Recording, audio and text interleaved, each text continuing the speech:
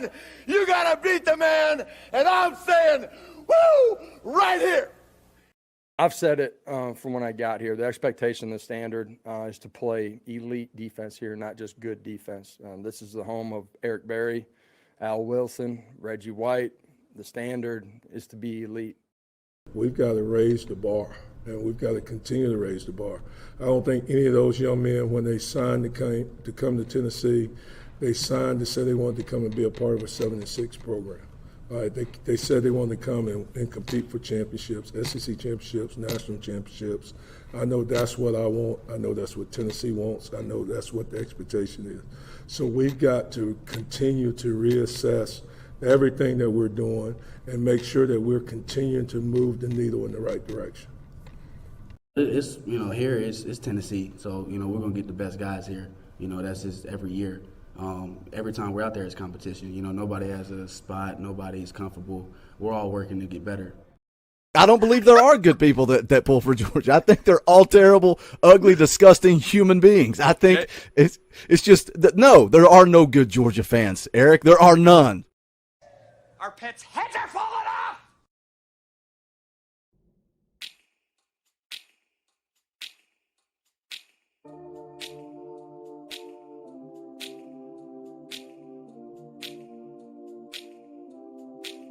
Do you remember when we fell in love? I remember, don't worry. Do you remember? I remember how it all began. How could I ever forget? It's the first time. Do you remember? I can feel it. I can feel it. I can feel it coming in the air tonight. I can feel it. I can feel it. I can feel it. It's coming in the air tonight. Hold on, we fell in love. You remember time? How could I ever forget? You remember time? Hold on, we fell in love. You remember time? How could I ever forget? Coming in the air tonight.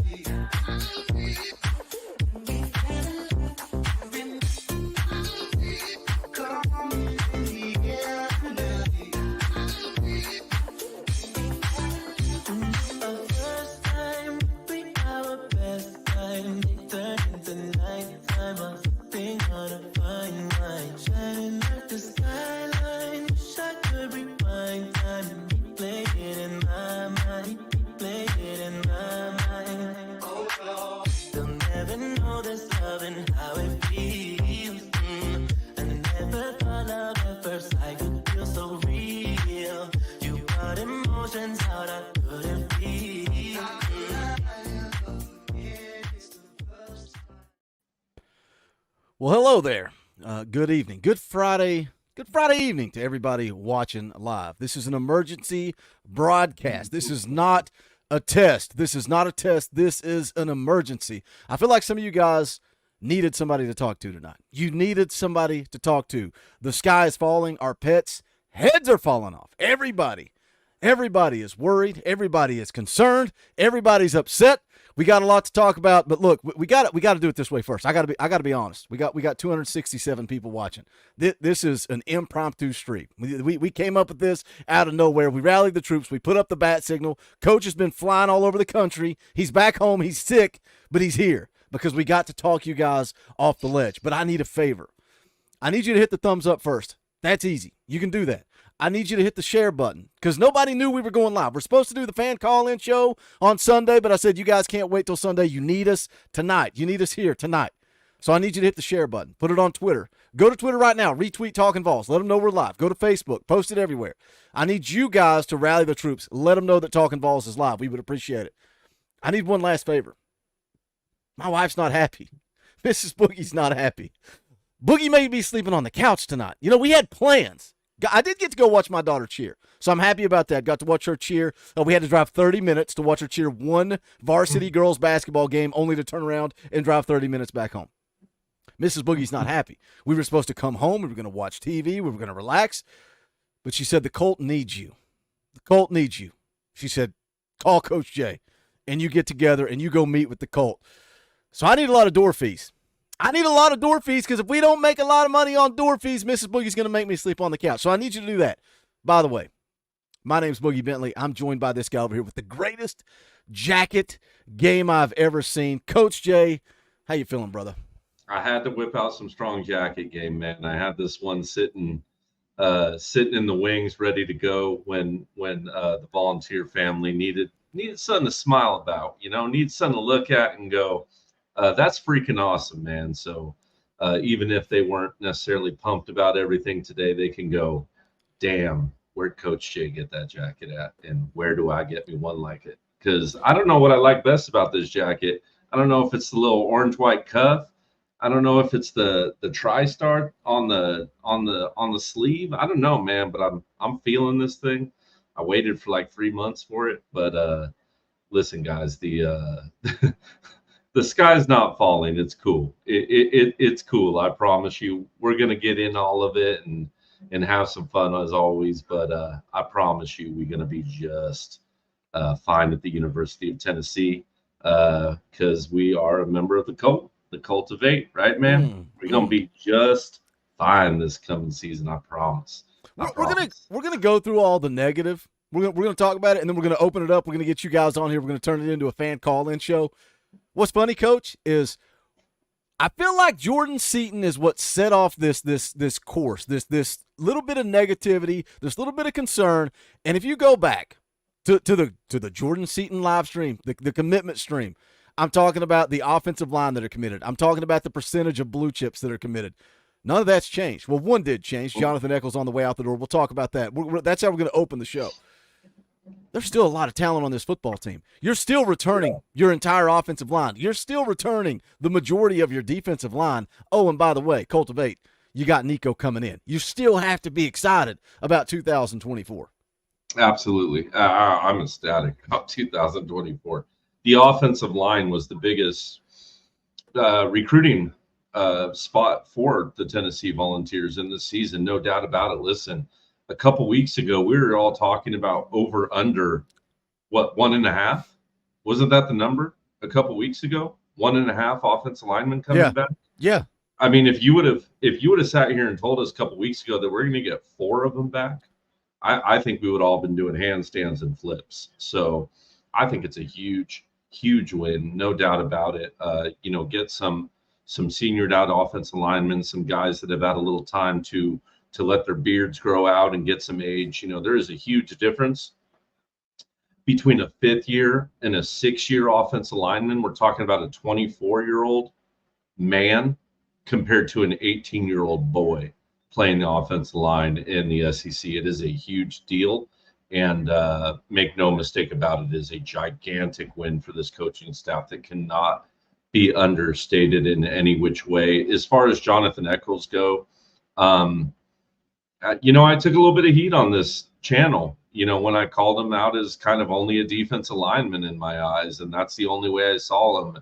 And I felt like he would be played that way. And Alex Golish was kind of the only guy that believed in Eccles at that tight end position. And I think in a lot of ways, he might be one of the few coaches who still believes in Eccles in that way. I mean, guys, we're talking about a guy who is an absolute stud on the defensive line, right? Is an absolute elite edge rusher with speed. But then we go over to the tight end position, and we're talking about a kid who gives up 3 sacks a game in the tight end position. We're talking about a kid who averaged 232 yards, not a game. The season this year put up 232 yards at tight end. The year before put up 130 tight ends, who's being targeted at most 2 times a game at IMG. I don't see it at tight end. I don't see him being a tight end. I never really did. Of course, when someone's a volunteer, my heart's going to lead, right? My orange heart's going to bleed for that player, and I'm going to want him to succeed. But I still, if Jonathan was sitting in this room with me right now, I would look him dead in the eye and say, come play edge, man. Come play edge somewhere, for not only for Coach Jay, but for your career, to better yourself, because tight end isn't it for you. And you know what? Maybe he'll go out there and shut me up. Maybe he'll go out there with Coach G and go prove me wrong. I have been known to be wrong once or twice before in my life, but I think the majority's right here, Boogie. I think he's a true edge rusher. I don't think we lost a 4-star tight end. I thought we lost a 4-star athlete and prospect. But as far as a tight end, I put him as a 2 or 3-star at the tight end position solely. You know what I love is that the internet's forever, right? The internet doesn't lie. When you put yourself out there and you go on YouTube and you do a film breakdown and we talk about Jonathan Eccles and you're dying on that hill that he's better as an edge rusher. Like, he is better as an edge rusher. I was in agreement with that. I think he's got that special ability coming off the edge. And you know that what I want to talk about, and then there's a ton of super chat. You got Mrs. Boogie. I'm telling you right now, she's smiling, but keep the door fees coming, because I don't know what the number is. It might be $1,000. It might be, Coach. If I don't make $1,000 tonight, I may still be in trouble, man. You don't know. I have no idea what the number is for her. She's probably watching right now. You never know. But you know, for me, with Jonathan Eccles, the story is, and it's coming from VolQuest, I'm seeing it from a lot of different places, the narrative is that they reevaluated him at the tight end position, and they decided to pass. So this is he's been processed out. The only reason I question that, and a lot of times players get processed out, and we come here and we talk about it, and people say, oh, yeah, of course he decommitted, he flipped. Of course you're going to say that. You know, whatever. You can say whatever you want. The only reason I question that, there's one scholarship tight end on this football team. That's it. Well, I guess Emmanuel Okoye scholarship too. So two. One of them is very raw. One of them reminds me a lot of Jonathan Eccles. Should probably be coming off of the edge instead of playing tight end. Bottom line is, you don't have a single tight end committed in the class of 24. I don't know why you would process a guy out unless you just really, truly think that he's not that good.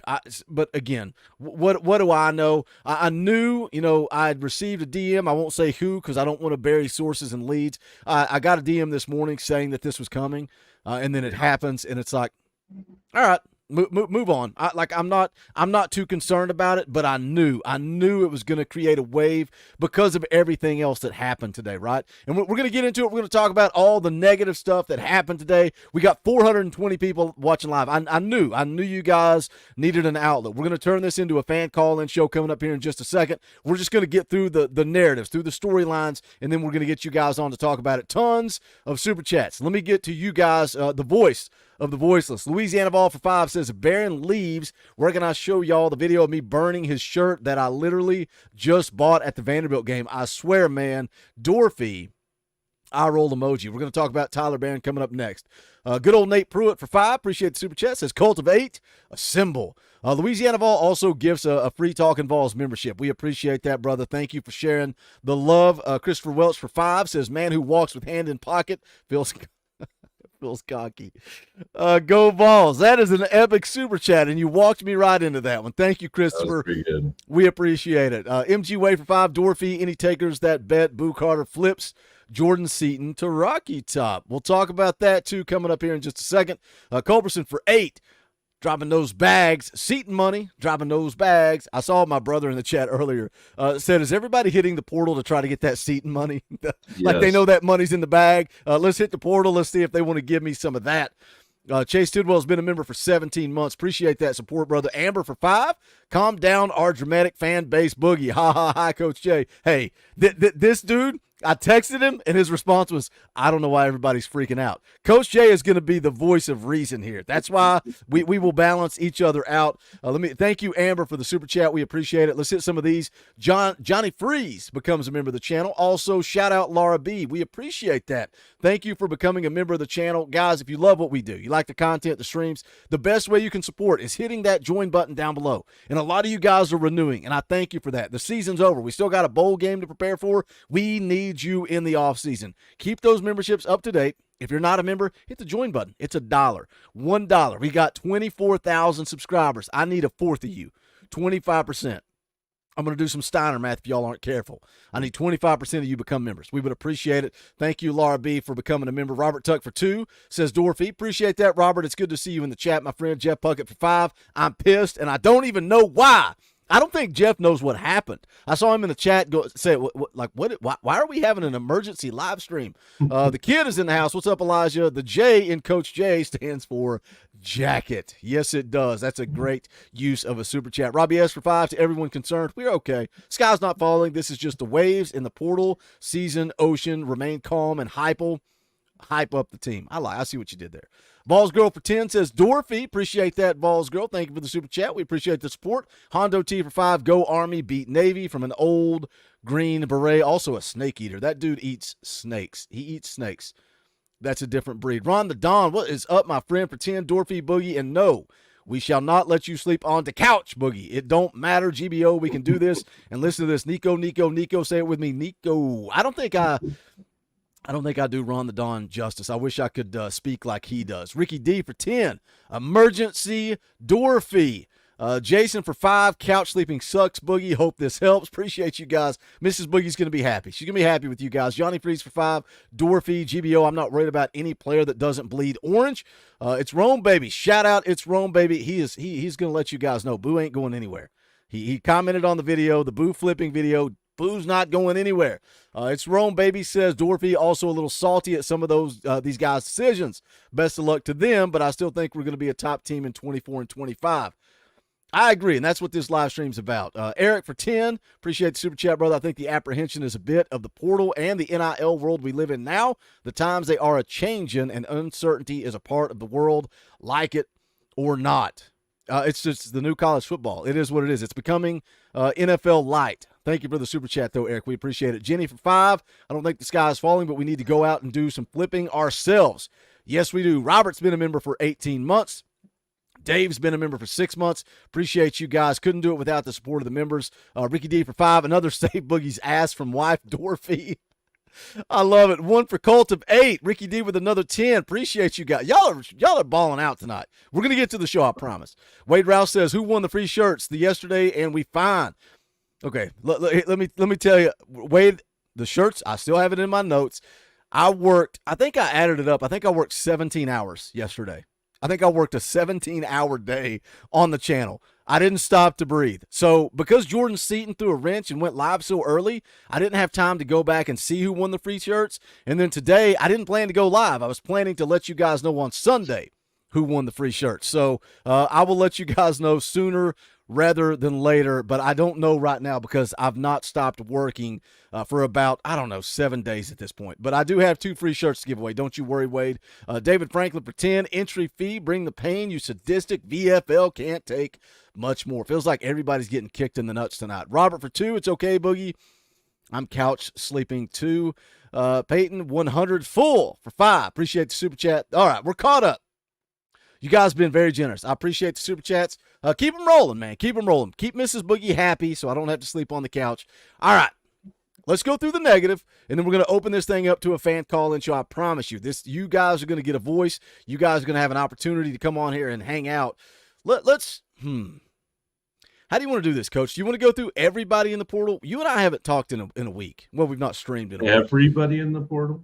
Everybody from Tennessee that's entered the portal, or do you want to just start with the ones? Let's just start from the ones. Let's just go through real quick, and maybe I can just be like, okay, I'll just give you a quick opinion about it. Okay, so I'll pull up this. This is from VolQuest. It's a free article. I encourage you guys to go check it out. It's tracking the transfer portal. Just Google VolQuest transfer portal. It's going to pop right up. So here's what you got, Coach. Warren Burrell.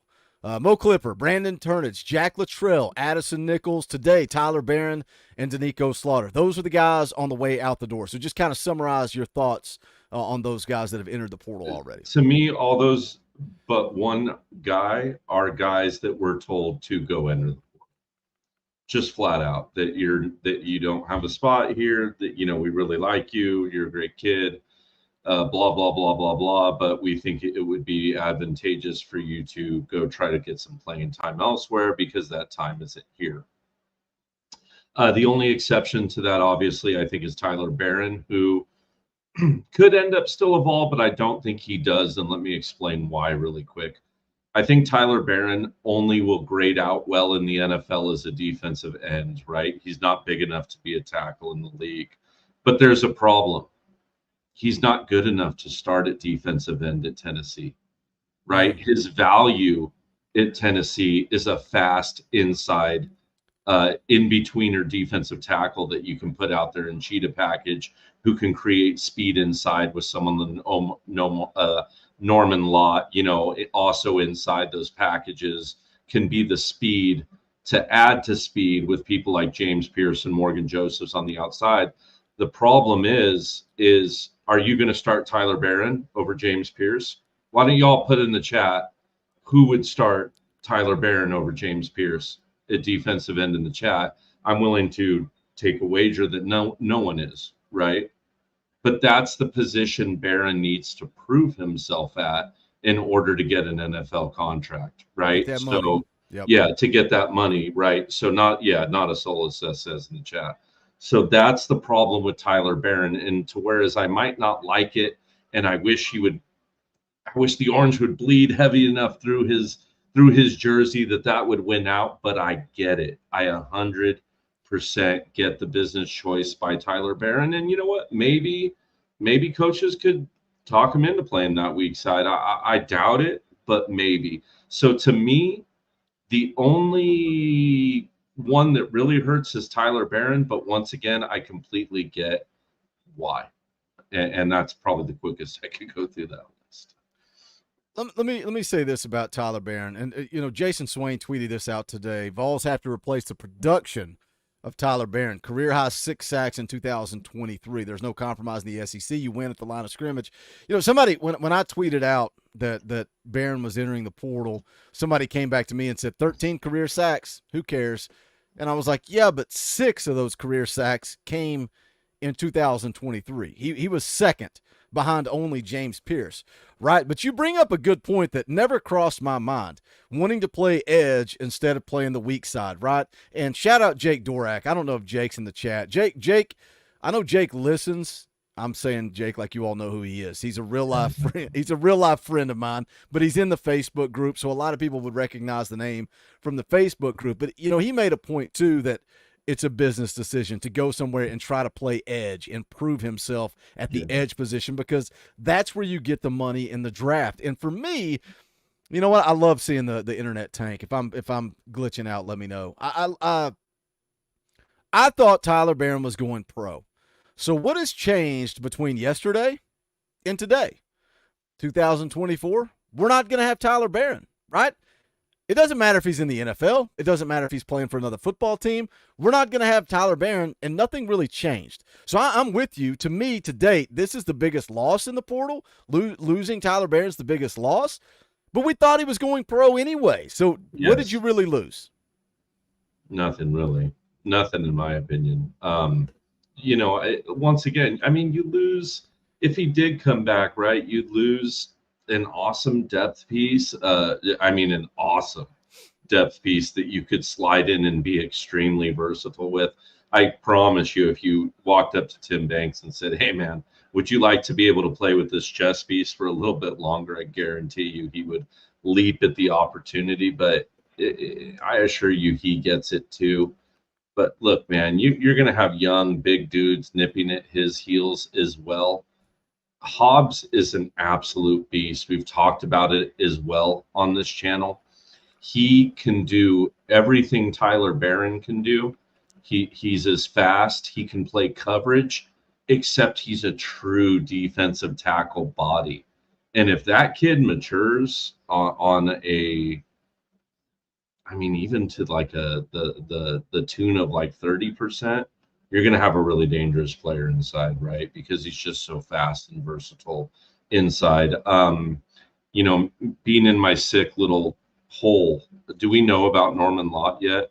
I haven't seen anything about that. The speculation is that Norman Lott, and shout out VolQuest, Austin Price, man, God bless his heart. He had to post on the general quarters today, kind of bragging about everything that they've said. And, I laughed earlier this week. I forget who somebody DM'd me and said, man, Boogie, somebody questioned you saying, I don't understand him. I don't know what his sources are. I don't have sources. I'm not an insider. I tell you where I get my information. It's either VolQuest or it's GoVols247. That's it. I'm talking because I'm a fan. Like we come here to talk about things, and VolQuest has nailed it, man. They have nailed everything. Kaner texted me earlier today, and we knew Keenan Peely was coming back. That was a little bright spot, bright information. Kaner texted me earlier today. He's like, hey, man, if you need to be ready to make a video, if that's what you want to do, Keenan Peely's announcing this afternoon, so be ready. Like, that's the relationship I have with VolQuest. So they've been spot on. They've nailed everything so far in the portal. They say that Big Omari Thomas, likely to come back. Omar Norman Lott, likely to come back. So when you look at the depth chart for next year, Joshua Josephs, James Pierce, Omar Norman Lott, Omari Thomas, Tyree West. Who steps up at that defensive end position? Is it Dominic Bailey or is it Tyree West? Bottom line is you're returning pretty much your entire offensive line, pretty much your entire defensive line. 2024 is going to be all right. Yeah, and as far as transfer portal problems go, I mean, we really don't have them, guys. Like, sometimes it helps. There's that old therapist exercise where everyone in a room writes down their problem, puts it in a hat, and then you pick out a problem and you can choose. Do you want your problem back or to keep someone else's problem? And 95% of the time you're like, no, I want my problem back. This problem sucks. My mom used to do that to me all the time. Like I could crash my car and total it, and she would be like, well, honey, you're alive. You could have died. And I'm like, Mom, my car's totaled. Like, I let me vent. She's like, no, it could be worse, honey. Your foot could have gotten chopped off in that accident. Yeah, right? You could always be worse. It could be something. It always can be worse. Even if your foot was chopped off, you could have lost both eyes or something instead, right? It can always get worse. And I guarantee you, if you go walk over to the High Top Sports channels or one of the Florida Gator channels, they would change places with you in an absolute heartbeat, because there are, and that's just one of them, guys. There are a number of programs that are a nightmare right now in the transfer portal because it's the wild, wild west. And look, 80% of the players are putting their hat in there.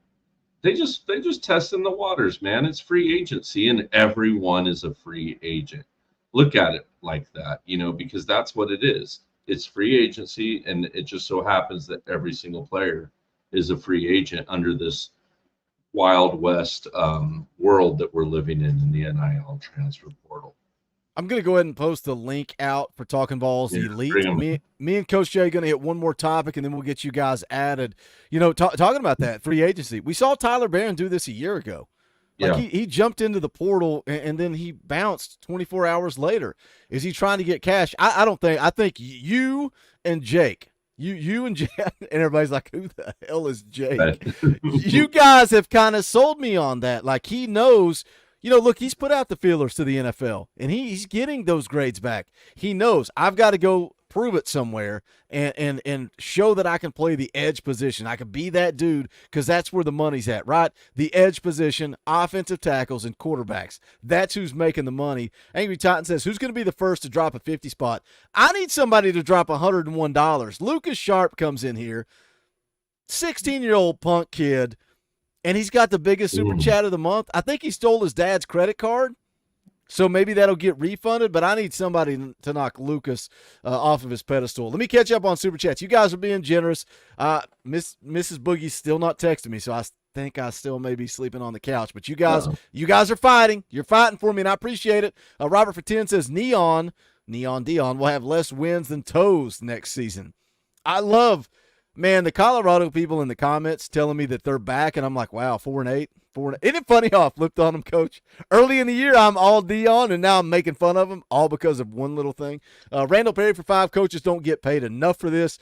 I don't disagree with that. Sling Blade for 10, I was very excited this week to get a text from my wife asking if I preferred Colt of 8 or Gator Hater. Looks like old Sling Blade is getting some bonfire for his birthday. Here's a door fee GBO. That's awesome, man. That's awesome. If I knew your wife's name, I could go through my receipts and tell you exactly what she ordered. But I don't want to spoil your birthday present. Wade for 5. It's fine. LOL. I never win the free ones. Just got one when I got a tattoo. That's all it took. You just had to get Talkin VAWLS tattooed on your arm, and you got a free shirt. Is that too much to ask, Wade? I mean, is that really too much to ask? He says, think Boo is still a lock to the Vols. He did the snake emoji on Jordan's story.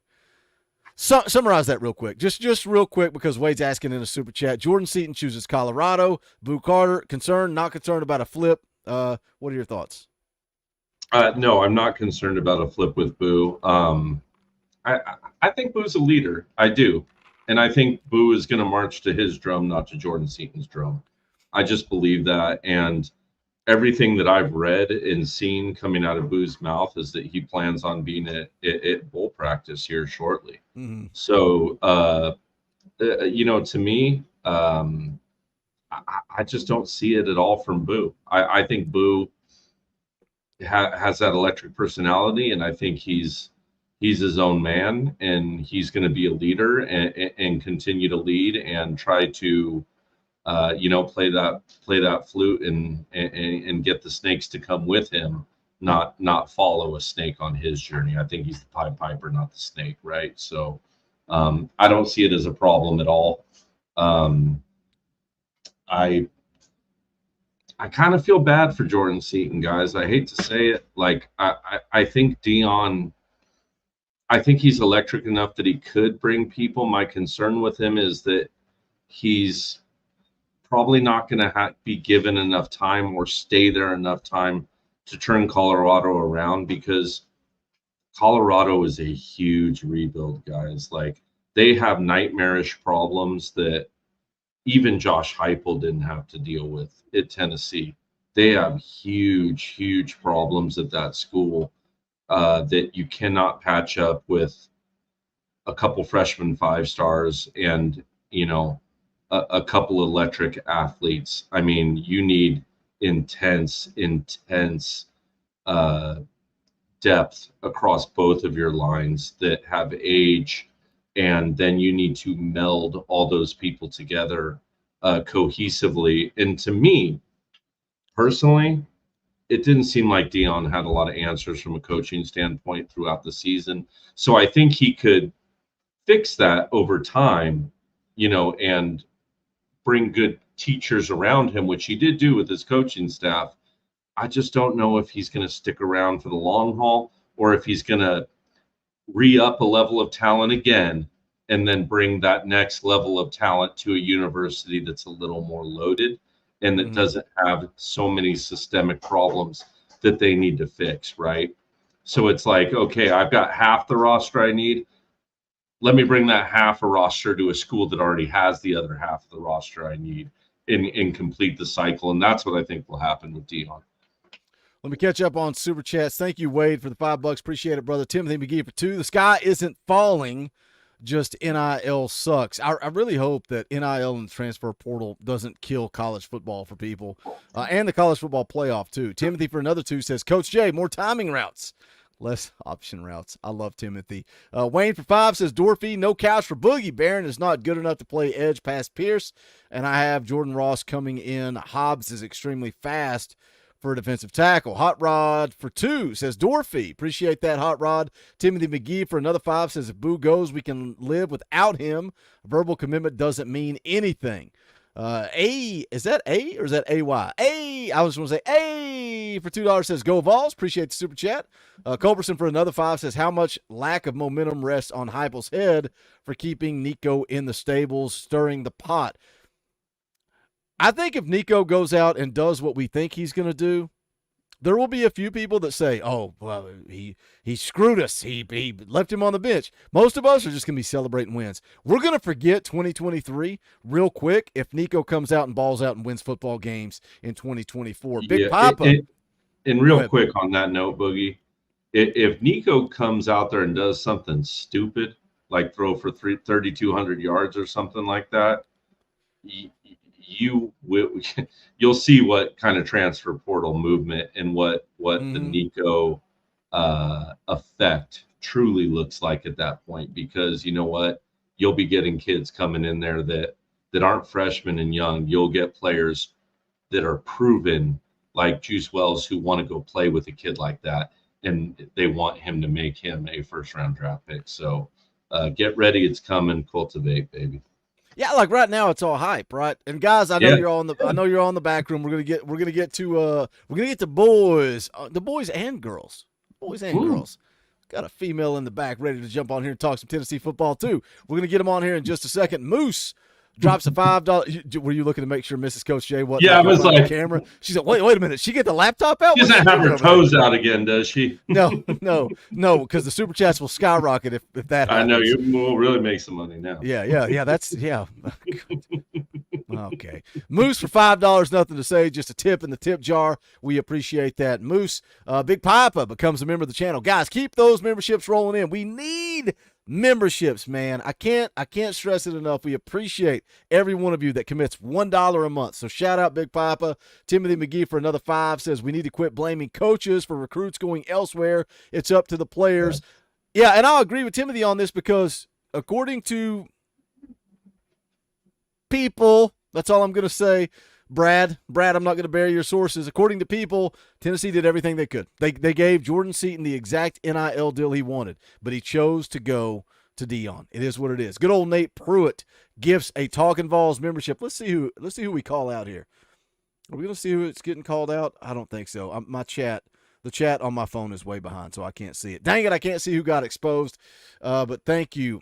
Well, I'm not going to read that super chat, Moose. I appreciate the $5, but I'm not going to read that super chat. So thank you for the tip. You do what you want to do, brother. Donovan drops a hundo. That's $100 freaking dollars. He says, Boogie, I will knock the kid off the pedestal. Here's $101. We'll play the clip. Money isn't everything. It's the only thing. And everyone has a price for the $1 million man. I love that Donovan paid $101 to say, everyone should calm down. Players have the right to choose where they want to play. We have Nico. Everything is good. And then he's got a rivalry with Jake. Him and Jake.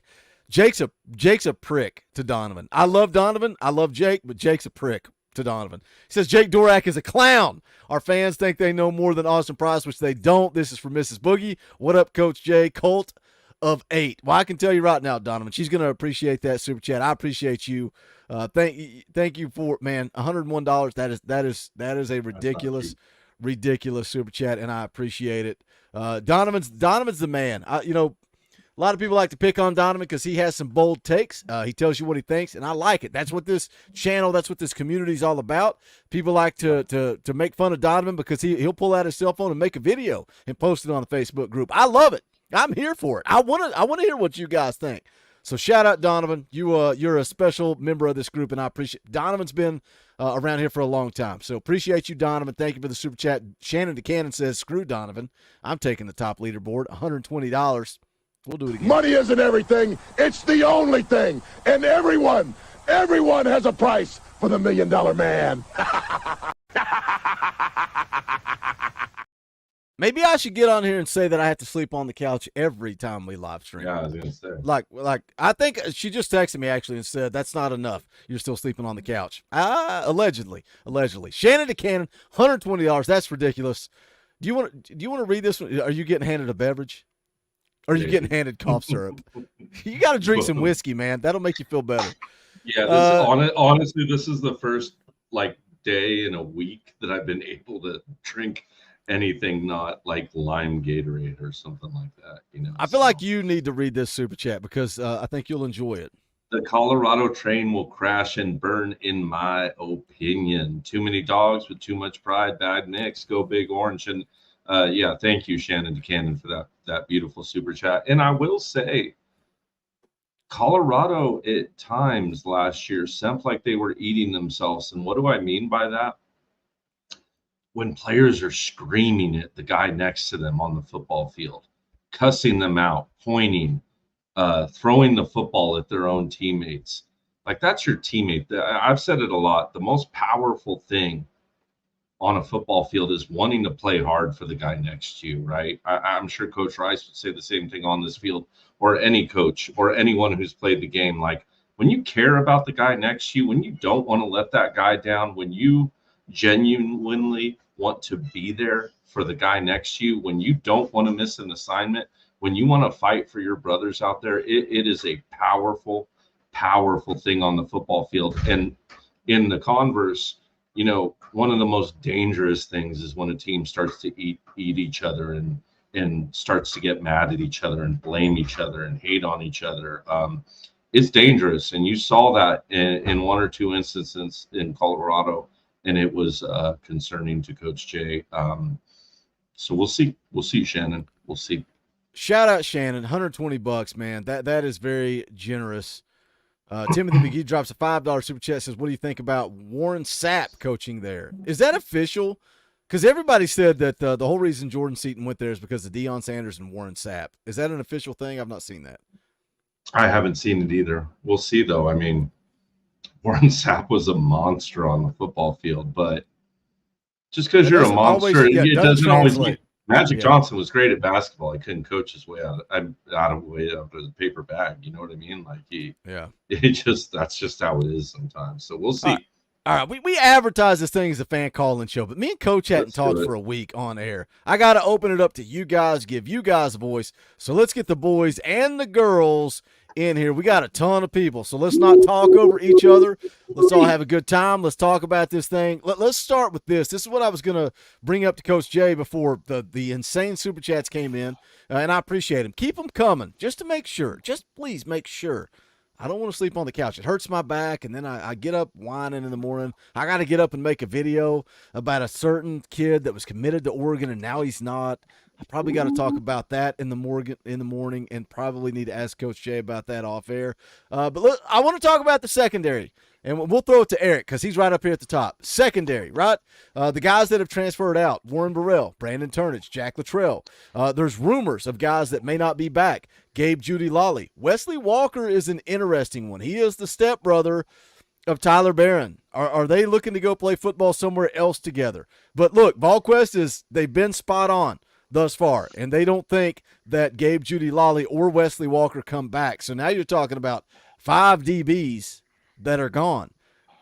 What would you spend that Jordan Seaton money on, Eric? Where would you spend it for 2024? Easy answer is what you just said, the secondary. I think we need to upgrade the secondary. I mean, the offensive line, I think, is still going to be fine because we lucked out and we get back what we didn't think we would get back. What did we say? One might come back, and now the whole line's intact. I mean, I was looking at Seaton to start, maybe see some action, but to back up and be there for support because he's such a monster. I don't like his character after seeing what he did, but that's neither here nor there now. Our offensive line's intact. Don't know that it's got the depth to survive the grueling SEC schedule, but we're going to at least start with an unbelievable offensive line with Cooper Anchor and everything and call him the blocking assignments and everything. I think the line's going to be just fine. Barron is a little undersized, so he should be an edge. So he's not a huge loss. I think the secondary is where you need to start. And we said it earlier. We had some defensive strides this year. We're thin at the back. But, our offense without Nico, with Joe running things, with Bazooka Joe, couldn't stay on the field, and our defense was always gassed and couldn't defend anybody in the secondary.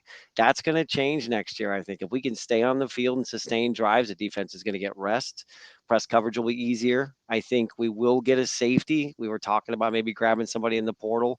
I think if you get 1 or 2 guys in the portal besides an obvious tight end, and I think the Notre Dame kid's probably who we're targeting, and that's just me guessing. I don't know what I'm talking about. I'm just saying I think because he's more of a prototypical tight end. Somebody posted, why would you not want the kid from Connecticut if he's athletic? Why do you have to just have a run blocker? Well, if you already have an athletic tight end, you need the other thing when that package is a run package, which is what our offense is predicated on. So if we're predicated on a run first priority, then you need a bigger tight end to block. If we get a tight end, I think the bulk of what we do in the portal or what we target remaining needs to be secondary because we did get torched a lot. I mean, we had a lot of big plays torching our secondary this past year. But again, they're tired. We had a key injury. If he hadn't have gotten hurt, I think we'd been a little better. But I think we need to target secondary. I absolutely think that's where our efforts need to go. Are you concerned, though, because of the amount of guys that are transferring out? I'll throw this to Seth. So, Seth, get ready, get prepared while I lead you into this question. All the guys in the secondary that are transferring out. We saw Will Brooks. We saw Will Brooks starting and playing meaningful reps late in the season. That's a walk-on. So you got a walk-on playing late in the season, and now you're telling me that Tamarion McDonald, a guy that you were kind of hoping would either start at star or maybe start at safety is also on portal watch. And again, this is coming from VolQuest. Guess what? They said this morning, Tyler Barron on portal watch, Nico Slaughter on portal watch. Where are those guys? They're in the portal. And now they're telling you that Tamarian McDonald is also on portal watch. They're telling you that Gabe Judy-Lally may not be back. Wesley Walker may not be back. How many guys you going to go grab in the portal, Seth, to play in the back end? All of them. We going to grab everybody we can, man. Throw the bag. I don't care. If everybody's going to leave, let's freaking rebuild this thing, man. I'm bummed the hell out. Not going to lie. Wait. We've been live for 40 minutes. We didn't talk you down at all. We failed. I'm bipolar, man. I went back and forth. Yeah, I'm 5 minutes from now I might be better, but right now I'm on my lower end right now. I'm bouncing around, but that's another reason. Seth, what position group are you most worried about next season? Right now it's secondary. Wait. Let's go, everybody. Let's go around the room. Eric, what's your position group you're worried about? Secondary. Jenny? Secondary. Bob? Secondary. Smoky Balls? Tight end. Oh, I appreciate a man that'll go out on a limb. I appreciate that. But those are the two big ones, right? Tight end and secondary. Those are the two big ones you got to worry about. Yeah. Defense wins championships. Yep. You know, I'll say too, I'm not really like to your question to Seth. I'm not too concerned about the culture because, like, I don't know if y'all saw. I saw John Campbell and Elijah Simmons hopped on this little podcast for 20 minutes, no views. It was crazy. And Elijah, what would happen if they came here, Smoky Balls? What would happen if they came to the Talkin VAWLS network? We'd hit to 2,000 viewers, live viewers. What are you guys doing? We wouldn't get to bed. We'd be on all night. Hit me up. Hit me up. I'm sorry, Smoky Balls. Go ahead. No, you're good. It was cool, actually. So Elijah went on. He's been there, 4 or 5 years now, I think. He's been at UT. And he was talking about how crazy the culture difference is from when he joined to now and how strong it is that they're going to leave. And that has me hyped. Like, all these secondary players, peace out. Tyler Barron, go get $2 million from Bama, brother. We've got a culture that's going to sustain and live beyond these players. So I'm really not concerned. Like, you know, Hypo's secondaries, they've always not been the greatest anyway. We've got, I think Coach J may have it underneath that jacket there. We've got hope for next year that is going to live beyond a couple secondary players. So I'm not concerned. I'm hyped. Jenny, were you depressed after today? How did you feel after all the news came out today? I actually did not know anything until after I got off work. And then I was like, what just happened? I heard about Tyler Barron. And then all of a sudden, Nico Slaughter. And then I heard that we had a flip, Jonathan Eccles. And I was just like, what is going on? But I don't think the sky is falling. I really don't. I do think we do need to get a couple of tight ends. We do need to go and rebuild that secondary. It's not, but I think it's doable. We can do it. Tyler Barron, yes, we need him we needed him and he was great, but I didn't hear a lot about him last season. I didn't hear a lot about him until this season, to be honest. I didn't hear his name being called a lot until this season. And yes, he's great. And I hope he does change his mind and come back and play another season. But if not, a lot of us thought he was going to go to into the draft. So we just need to go in, hit the portal hard. Maybe try to flip some other players. I mean, obviously people are flipping them from us. Maybe we can go in and flip some of these players that are going to other schools. That we'll come back to that. Let me catch up on Super Chats. Then Jenny brought up a great point that we need to, I think, center ourselves and calm down. Maybe we can talk Seth off the ledge. Coming back with what Jenny just said. Scotty Lawrence for 5. She won you over already. She calmed you down. Like, all it takes is a woman's voice and says, like, I'm calm. Like, me and Coach Jay failed you. Oh, okay, I got you. There you go. Hey, that solves everything. Scott Lawrence for 5, Oklahoma fan here. Just want to say I respect your channel and y'all's program and love listening to other fan bases' perspectives. Shout out, Scott, man. You guys are welcome here, man. Every fan base is welcome. Keep it civil. Hang out. Talk football. It's all great. Don't be an idiot, and you'll be able to hang out and talk Tennessee football or whatever. Looking forward to the matchup, Scott.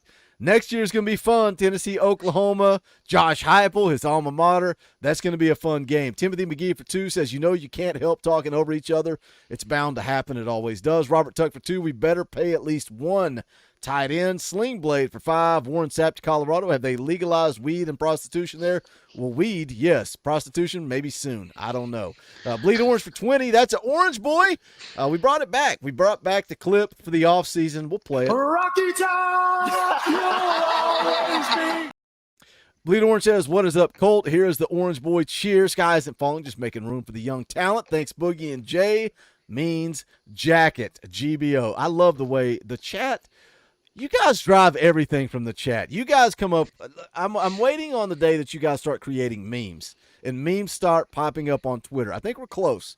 We're close to that. We're right around the corner from 25,000 subscribers. Tell a friend. Tell a Graham, tell a wrestler. Let somebody know about the Talkin VAWLS Network. We would appreciate it. Christopher Welch for 5. How much does Sanders and Sapp at Colorado help? 2 NFL Hall of Famers coaching the same team isn't a bad draw. You better start winning, because Colorado fans are saying, we here, we were coming, now we're here. You went 4-8, bro. Chill. Chill. You went 4-8. Talk to me when you make it to a bowl game. Timothy for 2. I honestly think coaches are saying move on. Coach Shea said that earlier. Most of the guys that have hit the portal from Tennessee have been told to move on. Ron the Don for 20. That is an Orange Boy. We'll play the clip. Rocky Top, you'll always be. Here's some extra cash for some Boone Farm and horny goat weed, but we are balls. Dude, Boone's Farm is, oh, gosh. It's high school. Strawberry flavor. High school. We are Vols. We are here for it all. We shall play and be okay. And we are here for you, Boogie, and Coach Jay as well. No freaking worries, because we got Nico.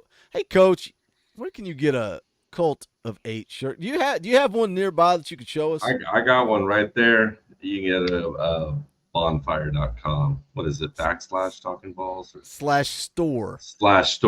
/store. Talkin VAWLS. Talkin VAWLS. There you go. There you go. That you link's in the description too. Shout out Ron the Don. You're the man. Yep. And listen too, guys. There's layers to this thing too, right? Like, not only have coaches said these to the things, there's also players like Nico Slaughter that, coaches might not have told, hey, find somewhere else.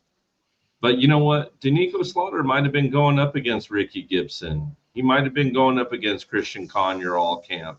He might be going, oh, crap, I'm about to get passed by. These kids are studs. You don't know what's happening on a practice field half the time. So please exercise patience with, what the coaching staff is doing, because it's hard to know what optimization is when you don't know what all your pieces are, right? And so, you don't always know what kind of car the coaching staff's building with the pieces they have. So I do think that Hypo has earned a lot of trust from this fan base, and I do think we're all giving it to them. So be patient, and I think we'll be fine, and I think we'll be happy.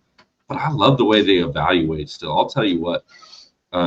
Shocker, Coach Shea pulled up the kid from Rhode Island, the cornerback's film, and watched it. Kid is a stud, man. That kid is a dude. He is heading to the league, and I don't know if we'll pull him or not. I couldn't tell you, but the fact that they were on a kid like him, the fact that they were on a kid like Verse for Florida State, I mean, look at what that kid did at Florida State from a small school. It tells you that this staff's evaluations are on point. So trust that process. I think our evaluations are good. I really do. I've been more excited about this staff's evaluations than I have since years that had players like Bryce Brown and Eric Berry involved in them. Well, and let's go back to what Jenny said. Everybody needs to calm down. Everybody needs to be patient. And piggybacking with what Coach Shay's saying here about, trust the coaching staff. Look, the transfer portal's been open 4 days. 4 days, right? It's like the kid from Notre Dame. Like, he's got 3 visits scheduled. He'll be here this weekend. He's going to take 2 more visits. Like, transfer portal season, it's been chaotic. It's been fun. I've loved it. I love transfer portal season. Look at me touching the mic. I don't remember who said it. They said all Boogie ever does is touch the mic to push it up, and it never goes up. It's the most weird habit that I have. But, hey, I'm going to keep doing it. Boom, there you go. Like, the bottom line is it's early. And I do kind of agree with what some people are saying, because You got that money from Jordan Seaton. If you offered a top 12 prospect, the number one offensive tackle, how much did he want? 1.5 mil, 2 mil? I don't know what he wanted. You offered it to him. You dropped the bag. You got that money. So go get, like, no disrespect to Coach Jay. If the Rhode Island kid looks great, good. Let's go get him. If some of these JUCO kids look good, good. Let's go get him. Southeastern Missouri tight ends, let's go get them. Let's go get somebody like Juice Wells. Let's go get somebody that's elite with that $2 million. But it's early. There's a possibility. Good old Nate Pruitt's in the house. What's up, brother? How are you feeling after today? Were you down in the dumps? Did you need an emergency live stream? Or are you here to join me and Coach Jay and even Jenny and calm everybody down? Oh, I'm ready to calm everybody down. Let's go. I have one question. With all of our secondary issues, with all of our defense that's hit the portal, right? Can you name a specific game where they made an impact that swayed whether we won or lost? The guys that hit the portal? Yeah. Tyler Barron's probably the only one you could argue. The only one. And even still, did he sway the game? Right. He didn't impact games like James Pierce did. Second in sacks on the team, but I don't. I don't think he impacted a game. We obviously don't want anybody to leave that has experience and that has been with us for a season, but I mean, at the end of it, what really did they? We always say they give their all for Tennessee. At the end of the day, is it that much of an impact, or can we find somebody else that wants to come in and fill a position and say, hey, you come here and you can start in this position as long as you show your heart, you show your drive, and man, I'm not worried about it at all. I'm with you, Nate. Man, last year this year, our secondary team passing efficiency for the defense, guess what? Where we placed? 75th. That's behind Carolina. That's behind probably Colorado. All these other colleges. So I'm not worried about it, man. Bring in these new blood. Bring in people who want to be here. Bring in some exciting youth. I mean, what do you got to lose? I mean, when you're behind the likes of Kansas and Buffalo and you're in your secondary defense, bring them in. Let's take some of that, whatever Jordan Seaton was wanting, man. Take that $2 million. Take it to the guy from Rhode Island. Take it to others that are passionate about being here, about wanting to get playing time and get better. I mean, and I have a unique position. I was saying in the chat the other day, I'm in Colorado, man. I'm a Vol fan in Colorado, and even people out here don't even think that kid's going to actually sign with them. I think it's just a play for more money. So, and I'll tell you what, too, one thing that is uniquely different, man, is the passion. I live out here, and I'm like, man, where do y'all watch football? Where do you watch college football? And they don't care. And so I don't know why a kid with that amount of talent is going to want to stay in Boulder, Colorado, where he can't even afford to live on $2 million. Instead of I'll tell you what, Smokey Balls, the majority of Colorado fans aren't Colorado fans. I know. No, they're Deion not. fans. They're Deion fans, and that's why they want to. Those kids, they're seduced by Deion Sanders, and I'm just like, but he most likely won't be there in a year or two. So why are you even? It doesn't make sense. But whatever. You're right. He's gone. As soon as his kids graduate, he's gone. Gives them hope that they haven't had in a long time. The first time an SEC team or a Big Ten team offers Deion a spot, he's gone. He's going to be out of there so fast that they're not going to see the dust trail behind him. Man, I don't know. I could see him almost just like, he's got that thing coming out on Amazon Prime or whatever that about the year that he sucked in Colorado. I could see him going to like the Undisputeds or First Take or something, like just riding that wave of I'm in the media the whole time. And then once Shador and them graduate, he's out, man. He just wants to be a superstar. I don't even think he wants to be a real coach. I mean, he just because he was such a great player at both football and baseball. And I mean, I think he just wanted the limelight back. I don't even know if he's going to stay coaching for it because he doesn't have the best attention span in the world. So he's proven he's not a consistent coach just by his team this year. So I'm having a blast banning Colorado fans in the chat. I'm having so much fun right now banning them all. I'm waiting for my turn to get on my soapbox. Go get on your soapbox, Bob. Go for it. All right, Vol Nation, I'm going to tell you right now, calm down. Calm down. Calm down. My feeling is, if you don't want to be at the University of Tennessee and play for the University of Tennessee volunteer football team, then you wouldn't want to be you. I'm done. I look at it like this, Tyler Barron. You out there looking for money, so you're going to hit the transfer portal and see who gives you money. When they don't offer it, don't come back because you don't have a spot. I'm sorry. Later, I'm done. If you want more money from Tennessee to keep playing, say something. We'll work something out. We're good. But we don't need you that bad. There's more of you out there. I'm done. Boo Carter, not going anywhere. He graduates on the 15th. He's going to early enrollee so he can do the bowl practice. He's already had this planned out for months. He's not flipping. Calm down. He's coming home. Y'all are worried about us having 7 people in the freaking portal. That's 7. Out of those 7, we have 2 that's good players, and neither of them are really elite. But then you have the Florida Gators. They've got Trevor Etienne, one of their elite players. He hit the portal.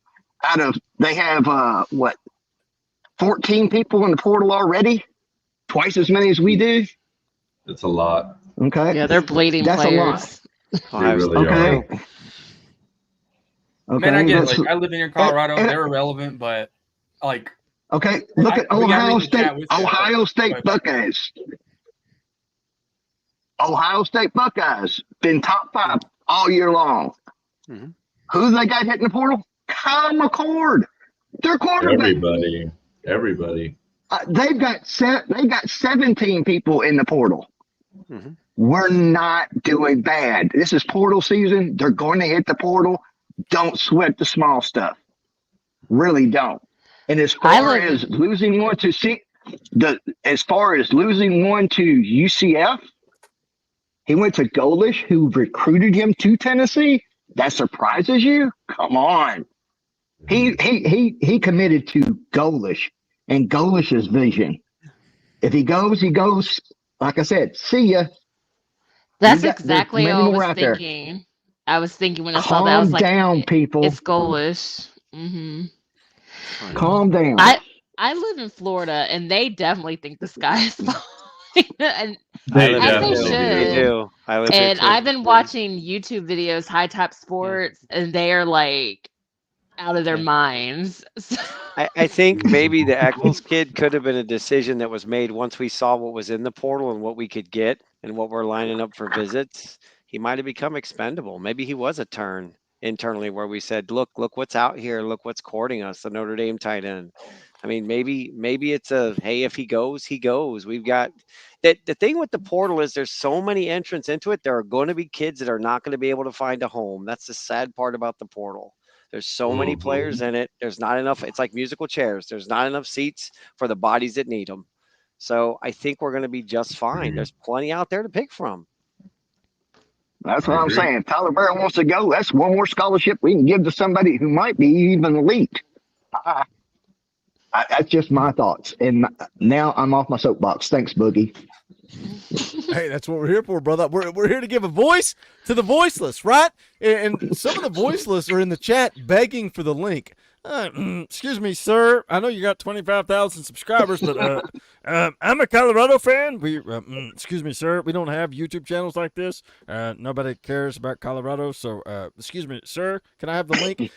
You can join the channel. Man. You can join the channel like everybody else, bro. Why would I send the link to some random idiot? Care about Colorado. Nobody cares about Colorado. Guess what's going to happen when Dion leaves? All these Colorado fans are going to go pull for some NFL team when Dion goes to the NFL. It's so sad because, man, I got excited about Dion early. And Coach Jay's yelling at me, telling me, dude, shut up. He's going to suck. And now I freaking hate Colorado because their fans are such obnoxious pricks. Somebody's like, why are all these Colorado fans here? Because they got nowhere else to be. Like, it's exhausting. Like, we're here talking about Tennessee football and the transfer portal and Tyler Barron, the Nico Slaughter. Excuse me, sir, can you please talk about Dion? It's exhausting, man. It's exhausting. And we were complaining about Florida. We were complaining about Alabama and Georgia fans. At least they have something to brag about, and all these. They're relevant, Jenny. They're relevant. And Colorado fans are like, you're 4-8 and you're staying at home. You know where I'm going to be on New Year's Day? I'm going At to the be in the bowl Citrus game. Bowl. There you You're going to be go. sitting at home watching something else and not watching your team play. So I Waiting love for these. the Rockies to start Look at, playing. look at the Colorado fans. You're showing your true colors. What, did I think you're an idiot? Yeah, you're an idiot. Jordan Smith, I will pray for you and all of your hate. Cool, bro. Pray for me. Please pray. I need your prayers. I would love to have them. God, it's Or he gets off the pathetic. couch. It's Yeah, crazy. yeah. 'cause, Yeah, like, I live here, man. I thought Georgia and Alabama fans were bad until Colorado walked into their Talking VAWLS network. Like, look at them. Look at them. Look how Tennessee fans act when we stole their biggest offensive tackle. It is You amazing. have the 55th He ranked hasn't class. signed yet. Come on, dude. He Really? hasn't. Sit He'll down. transfer when he Doesn't gets play the 4-8 next snap. year too. Doesn't play the snap. He's Hey, not Boogie. the biggest tackle. Hey, Boogie, how are they going to feel if it comes to pass what I said the other day? If it comes to pass the way I said it comes the other day, how are they going to feel then? Do you remember what I said? I don't. Yeah. Do you want him to come back here? If You want him as to long come as he has the signed on a dotted line, if he did all that just for the bring media, I don't care. But once you sign a dotted line somewhere, I'm done. Let me. I'm gonna address this, and then I'm just gonna start blocking people. Look, this is the go-to. This is the go-to for Colorado and Dion fans. I'm racist. And it's That's comical disgusting. because if you've ever been around the Talkin VAWLS network, if you've ever been a part of this community, if you had a freaking clue, like They it's like said calling what? people, it's like calling people Yahtzees because they vote a certain way. I'm racist because I don't like Colorado. Have you ever been around here, bro? Have you ever seen who my co-hosts are? Have you ever seen the people that hang around this channel? I don't like Colorado. Yeah. Guess what, Jenny? You're a racist. You're a racist, Jenny. Exactly. You're Whatever. a white supremacist, Jenny, because you don't like Colorado. Like that's their go-to. Like it's comical. I know you're the type. Okay. All right. Well, all right. I just want to tell people not all black people like Deion Sanders. I'm just No. actually a lot of black people don't like him, to be honest. It's so My comical. thing was when Jordan Seaton brought up race after he announced where he was going. I thought that was insulting to Tennessee and to all the teams that recruited him that might have a white head coach. I mean, to me, that's disgusting to me. My wife's Jamaican, so I'm married to somebody that's a minority. And No, you're racist, Eric. Exactly. Yeah. Come on, really? Sit down. I mean, it's annoying and it's irritating. The grand, plan for Dion, if you live in Florida, is to coach Florida State, but he needs a stopping point before they can justify bringing him in. So if Norvell flames out down here or gets irritated because they got passed over in the college football playoff, Dion would be the guy they'd be tapping or trying to get to come down here. He needs obviously needs cachet though. He needs. And the bottom line, and you know what the beautiful thing is though, the bottom line is, sports like football or any sport really, boxing, basketball, I don't care what it is. You know what's great about it is it doesn't give a crap about race. Yep. All it cares about is who the best person is on that field at that time. That's what I love about football or boxing or MMA or sports like that. It gives 0 Fs about the color of your skin. It just matters how much talent you have, how much grit you have, how much skill you have. And that's what we're going to judge Dion on. That's what we're going to judge Mr. Seaton on. And that's what we're going to judge anyone on. And that's the bottom line, man. That's sports. That's what we're all here for. To try to bring that up is just asinine to me. It's happened. It's happened repeatedly since Seaton committed. And it drives me nuts, man. Drives me nuts. And I hate even bringing up race, but if you're going to accuse me of being racist, I'm going to bring up race. Like, stop. Just stop, man. It's so stupid. We're your therapy, Boogie. Hang out with us, man. I tell you guys that this is ball therapy and you need to lay on the couch. Sometimes I need to lay on the couch, Eric. Sometimes I need to voice my frustrations. Like, I can't stand false claims. Like, you don't know me from Adam, bro. Don't come in here and call me a racist. And it's like, oh, we get it. You got black friends. It's like, Boogie, if I thought you were remotely racist, I would not be here. I would have stopped watching your channel. Yeah. I mean, disgusting. I got my sister watching it sometimes. She's like, because she likes to. Awesome. Me and my sister, we grew up on Tennessee football. you couldn't live in my household without being Tennessee fans. I went to Tennessee because I grew up in Tennessee. So, I mean, and she really likes your show. She's not doing well right now, but she really likes watching your show every once in a Well, while. So, prayers I to her. mean, thank Yeah. you. Yeah, Prayers. prayers to her for sure. Yeah, we'll shoot up some we'll shoot up some prayers for her. Let me catch up on super chats. I hate that I get derailed, but man, it pisses me. I cannot stand somebody labeling me. It drives me nuts. Christopher for 5, Sapp and Sanders. Wait, we already hit that one. Thank you, Christopher. Dan Yoder for 5. Milton to the portal. Wait, what? Nico starts the citrus, and we are on our way. All is well on Rocky Top GBO. What? Portal. Hey, maybe we should raise an eyebrow about Milton opting out. Has Boogie heard something that you've not heard? I don't know. Amber for 5, another super chat just for Jenny, repping for the girls here on the channel. Love to see it. Hey, we've been telling you guys for a long time that the ladies are welcome. And the only time they've ever come on is a late night NCAA stream with like 12 people watching. 12 people watching. And you know, I appreciate Jenny coming on. I love it. It takes guts to come on with a bunch of dudes when it's a bunch of dudes watching. So I appreciate Jenny coming on and balancing us out. Big Popper for 10. There's a lot of DBs that are at least 4 stars. Go get those. That is looking to play more. But the new DBs have to have speed. Most of our DBs are slow. We need speed. We can't seal the edges. Ricky D for 5 says Vols have 7 transfer portal entries. The rest of the SEC have double-digit entries. That's the bottom line. And he drops a Ric Flair woo. I feel like I should just play this. To be the man, you gotta beat the man, and I'm saying, woo, right here. Good old Nate Pruitt for 2 says, sorry, had an issue come up. I'll be back.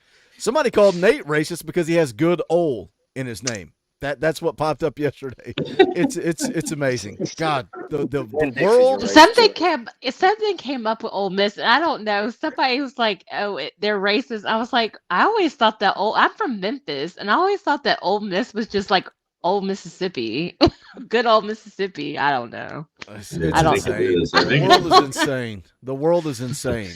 It is. Coach Rice for 2, not dumb enough, Boogie, for Colorado fans. I'm trying to get down to their level. All right, we're caught up on Super Chats. We got still 557 people watching live. I knew you guys needed this. Robert Tuck for 5 says, let's start a GoFundMe to get Milton to sit out of the Citrus Bowl.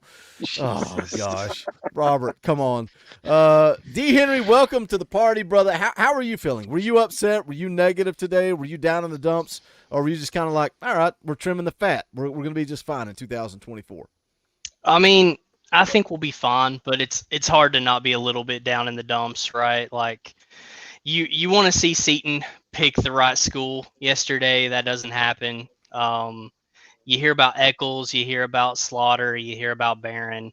Now, one thing I don't know, I haven't heard a lot about recently, but I hear Big O, Omari Thomas is coming back. That's a awesome thing. I think our front 7 on defense next year is going to be lights out even without Barron. With Pierce coming back, it's going to be insane. If we can figure out the secondary, that defense hopefully will, continue to take another step. Secondary is a big question, but no, I mean, I'm not down in the dumps, but I think I did need this, Boogie. So thanks for having the fan call-in show. You guys can thank Mrs. Boogie. She said the Colt needs you. That's what she said. Let me kind of maybe try to pick everyone's brain a bit. Like, what do you think's spurning all these offensive linemen wanting to come back? Like what's their reasoning? Nico. Right? Like, I mean, They want Nico. Nico. You already know, Coach. Yeah, it just stroking you over. You're like patting yourself on the back. Like, I told you so. I told y'all he was coming. They might have seen something. That's all I'm saying. Maybe. John Campbell's post was the said it all. That said it all. Yep. That said it all. They see the natty with Nico. They see it. That's a T-shirt, Bob. Natty That's with a Nico. T-shirt. Yeah, it really is. Natty It Nico. really is a T-shirt. If you make a T-shirt, I get one. Yeah. All right, I'll send you a free T-shirt. I need to send Coach. I told Coach Rice, I was like, bro, send me your address. I'll send you a shirt. You're on here all the time. He never messaged me, but Coach Jay does the same thing. I offer him free shirts. He's like, I have to beg him. Maybe. Got to beg him to take first. I'm still going to try to get Coach P on here, though. I'm going to go shoot over. I'm going to go shoot over to one of his events that he's holding over at Warren. Shot him a what's up, and we're going to sit down and break bread. So I'm going to give him my best sales pitch, Boogie, and see if I can get him on here and talk a little ball with us and see if we can break down his opinion on a couple things. We're bringing the film breakdown. We were going to do it we were going to actually do it today, but Coach J's been sick. Dude. So we're going to bring it back next week. We'll record it on Friday, probably drop it on Sunday. Man, tons of content. I'm excited. It's almost bowl game time. The week of the bowl game. Christmas is on Monday. So what we'll do, Tuesday will be NCAA night. Wednesday will be our regular Wednesday night stream. Thursday, I'll drop some videos. Friday morning, I've not asked Kaner yet, but I'm going to go ahead and say he's in. It's going to be me, Coach Jay, and Kaner Friday morning going into the weekend. Saturday, probably video. Sunday, fan call-in show. Monday's the bowl game. We're going to go full steam ahead. We got 550 people watching. Guys, smash the thumbs up, man. We would appreciate it. If you're new to the Talkin VAWLS Network, you're not an idiot, you're not a racist that's projecting racism, then subscribe and come hang out and talk football with us. That's what we love to do. Y'all want to talk about skin color. I want to talk about football. That's the point of this channel. So subscribe, click the bell for notifications. You won't miss out when we go live or when we drop a video. Probably going to be dropping a video bright and early. Bright and early tomorrow morning, maybe or maybe not, talking about Nico's high school teammate that just decommitted from Oregon. I don't know. Maybe. Allegedly. That's what we'll get into. Let me hit a couple of super chats. MG Way for 10. If that Milton rumor is true, that just made my year. I'm going to be at the Citrus Bowl. Do I get to watch future Vol legend Nico's first? Man, have you been drinking, MG Way? Have you been drinking? His career start. Maybe, MG Way. Maybe. I think he said a minute ago. That's where my white lightning went. Oh, he's driving. He's driving. Oh, yeah. I saw that too. Smokey Balls. He said he's driving. Sorry for the spelling. Maybe he's drinking and driving. We don't approve of that here. Alex Cole for 5. Could the departure of the secondary have something to do with Willie Martinez not coming back? I didn't think about that. A lot of people are saying that. You got to look. Jack Luttrell, safety. Tamari McDonald, who's not entered the portal yet, star position. Not everybody entering the portal is a corner. You got to realize Willie Martinez coaches corners, Tim Banks coaches the safeties. So I don't know. We can speculate on that. Parker Townsend for 5. I will say Alec Ablin has 0 recruits and 2 scholarship tight ends on the roster. Only one of those have played football for more than 2 years. That's fair criticism. That is fair criticism. Eric, were you the one that said tight end is the priority? Who went out on a limb? Was it Smokey Balls? Raise your hand if you said tight ends. Okay. So what do you think about that, Smokey Balls? The fact that Alec Ablin, promoted from within, he's the tight ends coach. You got 2 scholarship tight ends. One of them has been playing for 2 years, very raw, could probably be a better edge rusher than he is tight end. How much of this is on Alec Ablin? Man, it makes me a little nervous. Like, I know Hypo is almost loyal to a fault, and I really hope that's not his downfall with both playing senior level players that may not be as good as younger players, and then staff as well. It's like, I don't know. It makes me a little nervous. It really does that we've got I don't know. I'm just making a joke, like an intern basically promoted to a full-time tight ends coach that maybe a little overwhelmed. Have faith in him, right? If Hypo trusts him, I do, but we're not seeing the tight end results yet on the field. I mean, I'm hoping we can get some of these good transfers and use some of that Seton money for a few tight ends. Yeah. So what do you guys think if they end up landing 3 tight ends out of the portal?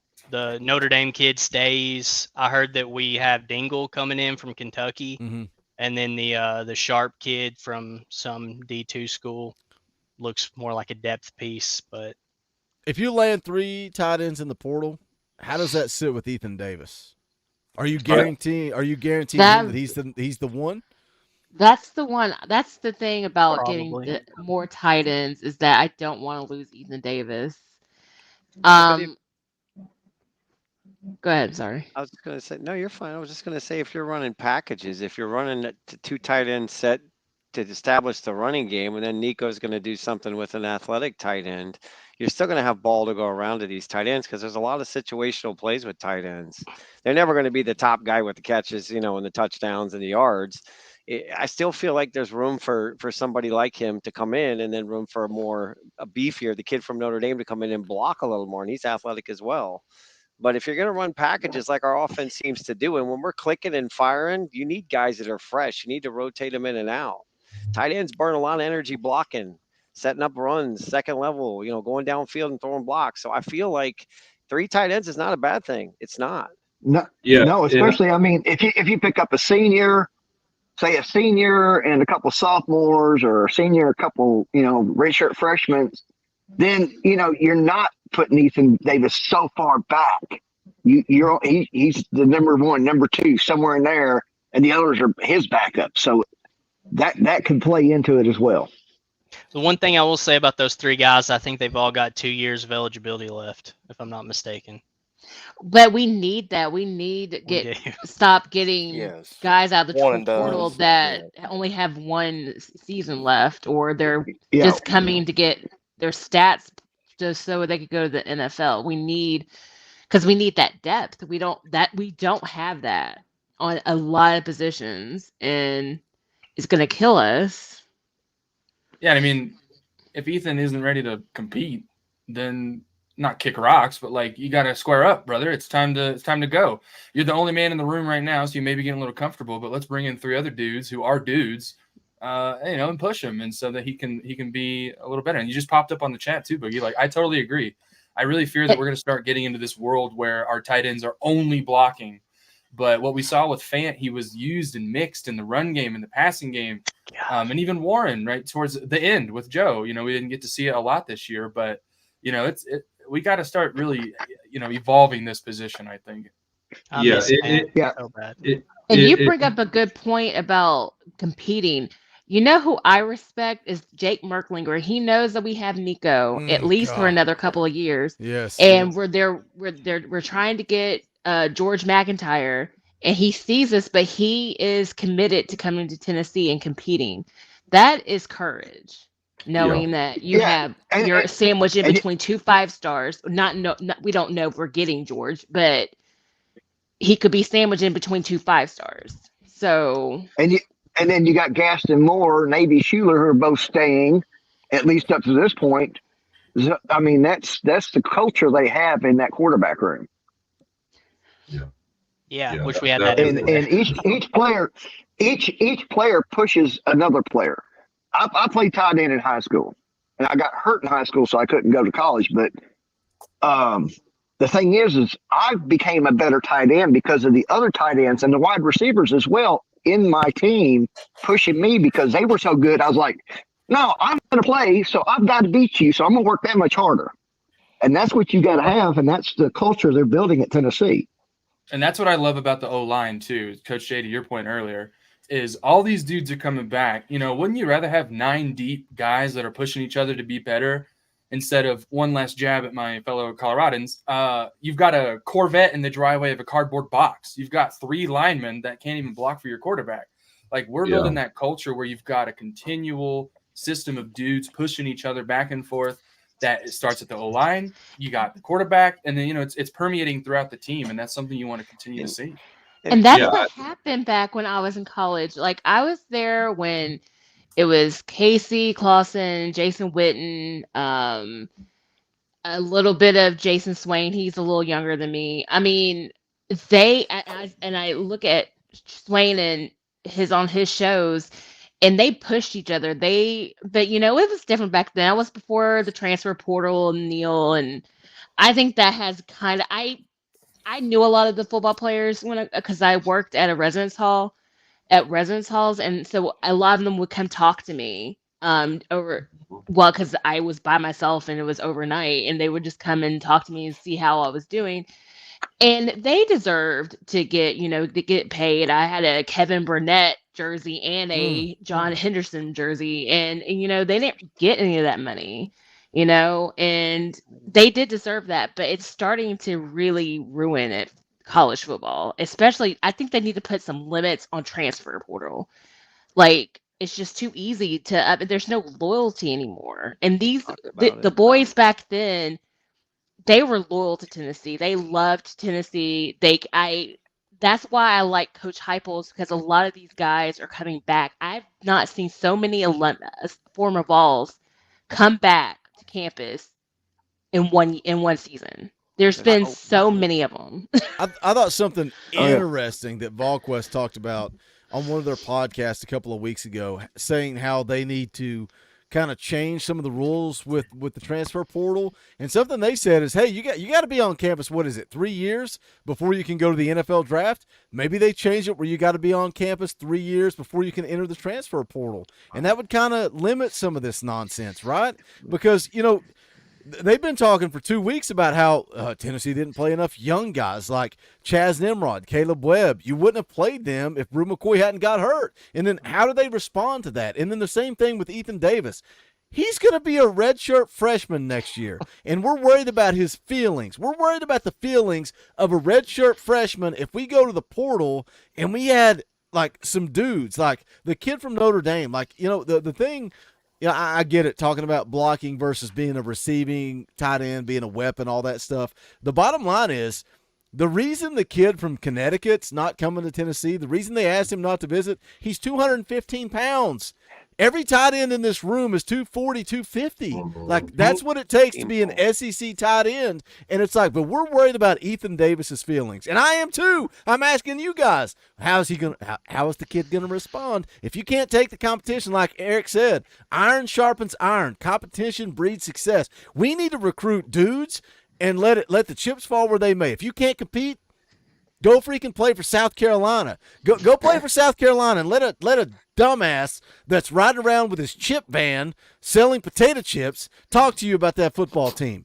And we'll talk about the dogs. We'll talk about the alphas here on the Talkin VAWLS Network. And guys, I'm sorry. I'm not trying to be negative, but look how beat up our line was this past. The SEC is unbelievably physical. You can have an awesome starting offensive line and 2 guys go down, and look what happens. We had no Mincy, no Cooper Mays. We get down to the swamp and get smacked. And again, would we have won? Maybe not. But Boogie and I agreed, and I'm not just agreeing with him because he's the host. We agreed we would have competed much better had we had Mincy and Cooper Mays in that game. Oh, yeah. When your line's beat up, you can't do anything in the SEC. And I've said it time and time again. Everybody wants to keep blaming Tim Banks. And I don't think it's so much Banks as it was Martinez and his linebacker crew, and most of all, the strength and conditioning coach. They need a new strength and conditioning coach like they need a new breath of air every 4 seconds. We need somebody that's going to get these guys up to speed so they can last out there on that line. Man, I think one thing too, I'm not like conspiratorial or anything, but like we're seeing, a real overcorrection, I feel like, because ESPN and Fox and the Big Ten, like bringing all these teams to create basically this like super league, where they're making billions of dollars, and these kids now are like, well, I want some of that pie, and I'm going to go anywhere in the world to get it. So that, Jenny, to your point, like, I mean, I grew up in the 90s, but I would be blown away if we saw someone who played at Tennessee for 4 years go to Alabama, and not only that, but to get like millions of dollars to do it. So, I mean, it's a generational thing for sure. We're seeing a lot of the kids recorrect and say like, nah, I got to play now because I got to make it to the league now and get an NIL. And why do I have to wait 3 years? I need to wait 6 months to go because my attention span's gone. But also, like, you've got ESPN and Fox and these people making billions on these players that they're trying to, I guess, overcorrect and get some money for it too. I mean, I don't hate the grind, but I don't love the outcome so far. How's that work out for you, Toto? And Really? that's Alabama?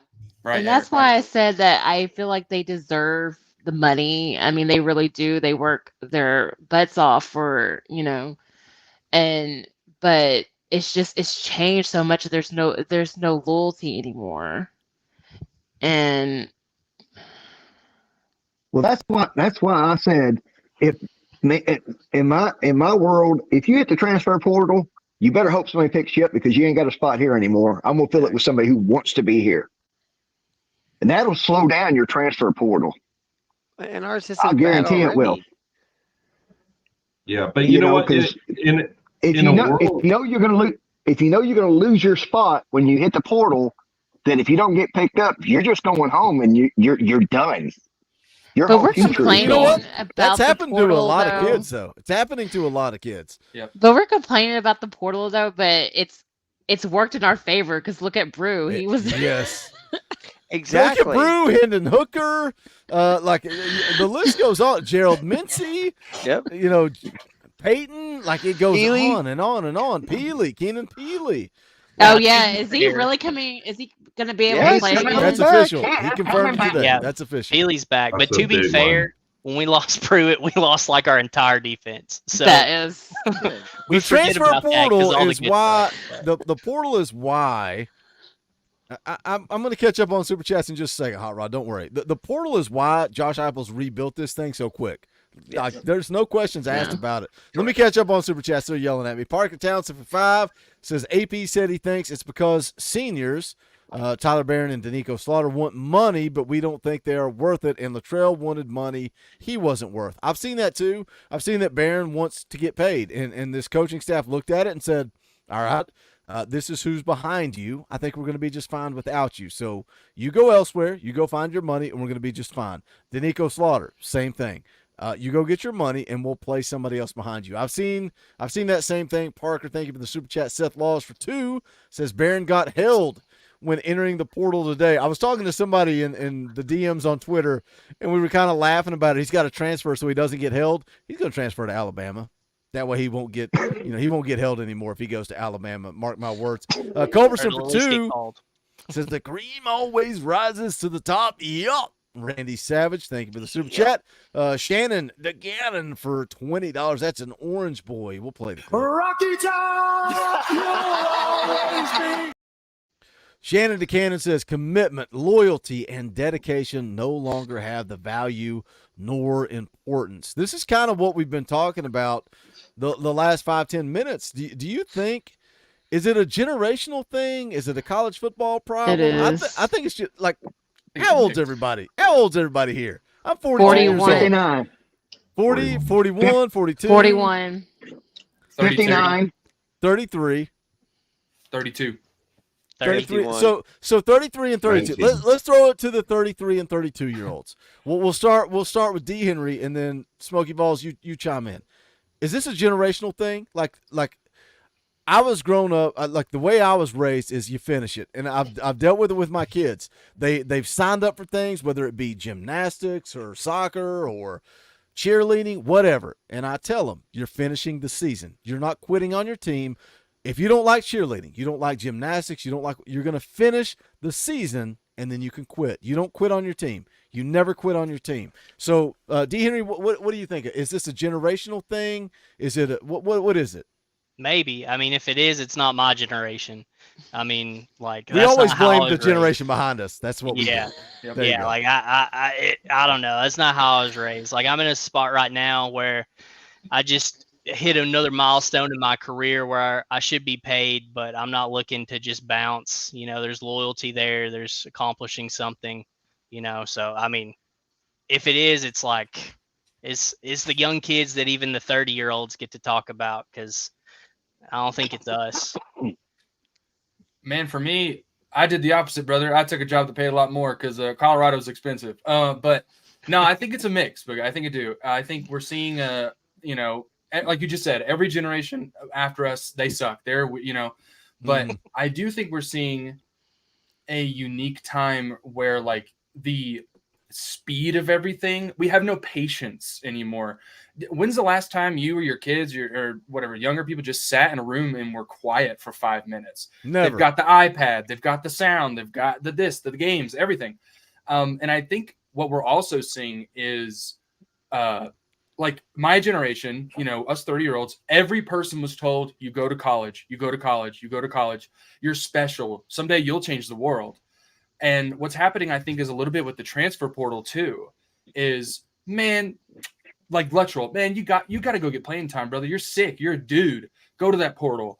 And that's on the scale of like, whatever, 5,000 kids, you know what I mean, that are going to go play. And then you've got kids from Ohio State that are going to the portal that say, man, I'm going to go to Penn State. I'm going to go this. I'm going to go that. And then it turns out like Bowling Green of Ohio wants them. You know what I mean? Like everyone's being told that they're a dude, that they're a 5-star. The coaches don't know what they're talking about. And I Harrison think maybe Bailey. Harrison Bailey. there you go. Case in That dude's point. at Louisville now and hasn't played a snap. Like, Mm-hmm. So we're I think that's kind of the culmination is like someone said in the chat, instant gratification. I got to have it now. And then we've got a whole transfer portal system that is just chaotic at best. And coupled with an NIL that, Seton and others are asking for $2-3 million. Nico's got a ton of money and we know he's going to prove it. But, it's a wild west out there. So I think it's a lot of things. They have no patience. Like back in the day, and I'm only 41. I don't want but I'm Jenny, considered an old. We're getting old. I'm considered an old millennial, but I don't. No. I'm not a Deny millennial. that. I'm not a millennial either. I refuse. Like my older sister and brother. My older sister and brother are like Gen X. I was like, how can I be in the same generation as my niece? But my sister's 12 years older than me. But that's not either here nor there. It's just like they have no patience. The kids today, like when I don't understand. Like all the guys that I went to college with, they had patience. They just waited their turn. They knew it was coming. They knew it was coming. I mean, that's just, yeah. I mean, back in the day, I mean, you were in that generation. I'm sure you remember Billy Ratliff. Yes. Okay. He was there before me, but yes. Yeah. Right. But 1998 Arkansas game, and we were ranked number 1. I think they were number 2 in the nation at the time. And we're coming up to the end, and we just gave the ball back over. Ratliff looked at T. Martin and says, "Don't take your helmet off. We're going to get the ball back." What did he do? He got a fumble. Let us down. Oh yeah, they hammered him, fumbled the ball. Billy Ratliff wrapped it up, took it home for a touchdown. Oh yeah, you should have saw my house. That was playing with heart. That was somebody who believed in the team and wanted to play for the heart. They didn't get paid back then, at least not out in the open. Right. They played because of the love of the game. And people bring up with how NIL, Peyton was we're losing that. People want to bring up how Peyton was a freshman, but you have to keep in mind they had no choice but to throw Peyton out there as a freshman. They had none. I was at They that didn't game. want to. They didn't want to actually. I heard they were going to try to redshirt him, and then they had no choice. Yep. We could argue that Josh is building loyalty with all the linemen that wanted to come back. I mean, you could argue that already he's got loyalty entrenched in this program in the locker room when you've got linemen beating down the door to play with Nico next. I mean, it could be Nico's talent, obviously, too. It's got something to do with it. And that's Hypo rebuilding the whole culture locker room. He's rebuilding that program. So and that's what I'm hearing. And that's what I'm hearing from former Vols. Like I said, I'm Facebook friends with guys I went to school with, Cedric Houston, Gerald Riggs. I see what they're posting. I see what they're posting. They are, they're excited, and I see their pictures when they're going back. Somebody said Peerless Price they saw Peerless Price back on campus for the first time since he was in school. I mean, they're getting excited. That's the reason why I don't think the sky is falling, because they're excited about what's happening. I think I don't know. I don't know it for a fact, but I have a feeling Coach Hypo has got a lot to do with these players coming back. I think he's calling them up with their contact information. Hey, how about coming out here? Let me pick your brain how to rebuild this program to what it was in the mid to late 90s, 95, 96, 97, 98. Let me rebuild this locker room and get the mentality back. So we want to win attitude. And I think that's what's bringing them back. And I think we're seeing the payoff. Because you just remember, the only people we were really seeing, Al Wilson would come back. Peyton comes back. He loves Tennessee. And I'm not saying that the others don't. They do. It's just now you're seeing more and more of them coming back. They're excited about this. And I never saw them like that. Like, I haven't seen it like this ever since Fulmer left. Like Yeah. they weren't excited about these other coaches. They weren't excited about Derek Dooley and Butch Jones and Well, because Pruitt. And talk was cheap, right? Because talk was cheap. Hypo had to go show them, right? Like someone had to show them before they did it, and it had to be in a more meaningful moment than just, one early Florida win and a 5-0, and then something that dissipated away. I think Hypo kind of gave everyone something more tangible, you know what I mean, to believe in and a culture. And so I agree. Man, Jenny, you gave me bad flashbacks. I was shook for a minute. You brought up Kevin Burnett, man. That guy, Dominguez Hills out here in California, he rocked me in a Whittier 7-on-7 camp, absolutely depleted me. And I wanted revenge. I was going to get him back in the championship game, and we got picked off late, and I never got to hit him again. And now every time I hear the name Kevin Burnett, I'm like, I love Kevin he Burnett. got me. I loved watching him play. You were never getting him back. He would have killed you. Probably not, but in my own mind, I can believe it, Boogie. He would have killed you. Actually, you were never funny. getting him back. I will tell you this one thing. This girl I went to high school with, graduated with high school with, she's married to John Henderson, and they live in Jacksonville. Yeah. That's awesome. That is. Let me catch up on Super Chats. We're almost 2 hours into this thing. This was an impromptu emergency fan call-in show. We're going to wrap it up shortly. Parker Townsend drops a 20 spot. That's Orange Boy. We'll play the clip. Rocky Top! Parker says, Boogie, been working side jobs for my wedding. Hated I'm missing all the live streams. Just wanted you to know where I've been and go MF Balls. We WGWTFA. You guys start saying MF this and WGF this and that. I don't know what y'all mean, but I do understand Go Vols. So thank you, Parker, for the super chat. Appreciate it, brother. Hey, you take care of you, man. Take care of the wedding. Get ready. Appreciate you dropping in here. Lucas for 5 says, here's a door fee, Boogie, for my dad's credit card. I love a kid that will steal daddy's credit card to pay Boogie. I love it. He says, from my dad's credit card to your wallet. Just kidding. Would get my throne back, but I don't want to go broke. Go Big Orange. Don't ever. I say it all the time, man. I appreciate the love. I appreciate the super chats, the memberships. Don't ever put you or your family or your wife or your kids in financial stress over this channel. If you can support it, I appreciate it. I am grateful. My family's grateful. Don't ever do something stupid. So thank you, Lucas, for the $5. Thank you for the ridiculous super chats last night on NCAA night. I appreciate it, Lucas. Now you tell me, Boogie. Oh, is that? Well, I thought you were in prison. I didn't think it mattered for you, Bob. Why do you think I stay broke? I thought you were in prison. I didn't think it mattered. Big Papa for 5 says the kids today would not survive the Gen X days.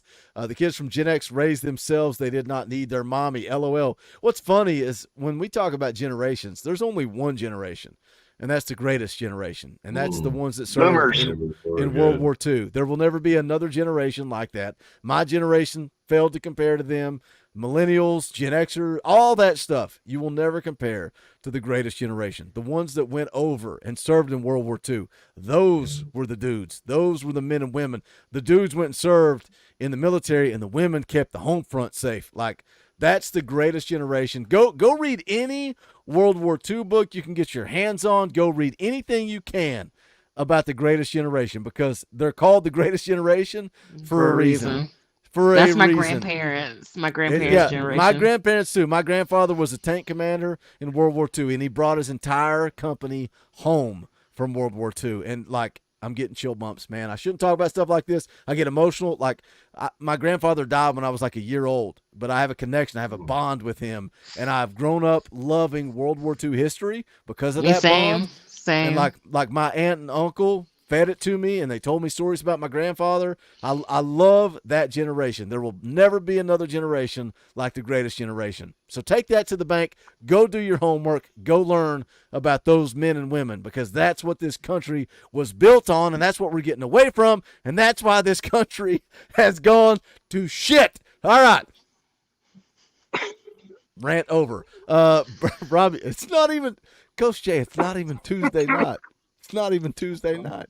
Robbie S. for 5. Want to see you playing with heart. Aggies had a kickoff team of walk-ons, and they got a turnover at the 1. Stars mean crap. All if you don't apply yourself. I just saw that video pop up on my Facebook feed today. Ron the Don for 10. At hours ain't enough. Ron the Don, I can't wait to get you back on here, brother. We'll do another fan call-in soon. Don't worry. Raven Gaming for 5. I'm going to pick your brain. Boogie, you think Nico will bring back the heart for the sport to UT? I think so. I think, look, you're talking about a kid that is making $8 million. Does he look like a kid that has $8 million? Or does he look like a kid that's ready to go to work? Like, I love me some Nico, and it ain't just because of Coach Jay. I'm excited to see what Nico does at the University of Tennessee. He just seems like the most down-to-earth guy. Yes. Pajama pants? You're showing up in pajama pants? Like that like Jordan Seaton. And even Joe Milton and Hendon Hooker did the same thing. So I'm not just calling out Jordan Seaton with the big gold chain and going to the getting fitted for suits and all that crap. Does Nico look like that dude, or does he look like a dude that shows up in pajama pants, does push-ups in the locker room because he stepped on the power tee? Yeah, Nico? No, he looks like a kid who quietly took care of his family and got to work. Yep. Nico shows he wants to play because I have watched every game this season. And I've yet to see Nico sit down.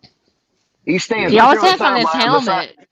Yep. He's ready to got go. his helmet on. He's in ready the huddle. to go. He's in the huddle. He's like, hey, like when Joe went down, who's ready to go? And then when Joe runs out, who's supporting Joe? Listen, I've said it a couple times, guys. Whenever you have a bone popping out of your body, and you tape it up and go back in there and win a game, you got Coach Jay's respect, and that's what that kid's done. So let it speak for itself, right? I'm catching up on the chat for my World War II Greatest Generation rant. Man, it's just that's personal, man. That's great personal. stuff. Like I got my grandfather's lunch pail back here. Like anything I can get my hands on that was his. And again, he died when I was a kid, man. I was 1 year old. But, man, the stories, I've got a bond, I've got a connection to him, even though I was only a year old. One last super chat here from Parker for $2 says, shout out to the Staleys. They are a UT treasure. Brian was in the chat a little bit earlier. I don't know if he's still here. Brian's the man. Brian's always popping in here. Brian's the reason. There's Brian. Brian's still in the chat. He's the reason I got to freaking give away 2 shirts. And I thought I could put him on blast. I was going to give away a free shirt, and I'm like, if Brian joins the channel, I'll give away 2. Guess what he does? He joins the channel. So now I got to give away 2 free shirts. So shout out, Brian. Thank you for costing me $25. But I love the Staley family. Brian's a great dude. Braylon's a great dude. You know, one of the biggest compliments I can give Brian was when Braylon came on. When I talked to him on the phone, like Brian gave me his number. I called Braylon, and it was yes, sir, no, sir. He was very respectful, and I told Brian, I said, the biggest compliment I can give you is not that your kid's a gamer and he's a baller and he can play football. He is a good young man, like the most respectful kid. Like what is he? 17 when I talked to him. So respectful, so humble, just a good kid, good family. I'm excited to get Braylon on campus. Hey, we're almost 2 hours into this thing. I appreciate you guys. I love you guys. Look, the bat signal went up. I said we got to go live. Shout out to Coach Jay for jumping on here with me. Shout out to Mrs. Boogie for understanding that the Colt needed us tonight, and you guys showed up, showed out, showed love. I think I may be able to sleep in the bed tonight. I don't know. We're going to find out here in just a couple of minutes. But for Coach Jay, for Eric, for Bob, for Jenny, for Smokey Vols, for D. Henry, appreciate you guys. Love you guys. This is the Talkin VAWLS Network. We'll have a video coming bright and early tomorrow morning. Don't you worry. I don't know. Maybe we'll do another fan call-in show coming up soon. This is the Talkin VAWLS Network. My name is Boogie Bentley. Go Big Orange.